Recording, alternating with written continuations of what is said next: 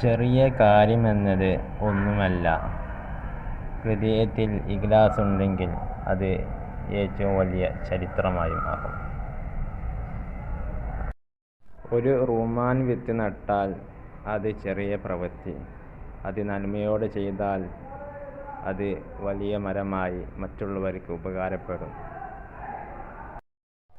ഒരു ചത്ത പൂച്ചയെ വഴിയിൽ നിന്ന് മാറ്റി, അത് ചെറിയൊരു കാര്യം അതും. എന്നാൽ മറ്റുള്ളവർക്ക് കരുതലോടെ അത് മാറ്റിയാൽ അത് അള്ളാഹുവിൽ നിന്ന് പ്രതിഫലം രേഖപ്പെടുത്തും. നമ്മൾ ചെയ്യുന്ന കാര്യത്തിൽ വലിപ്പമല്ല പ്രധാനം, അത് നമ്മുടെ ഹൃദയത്തിൻ്റെ ശുദ്ധിയാണ് പ്രധാനം.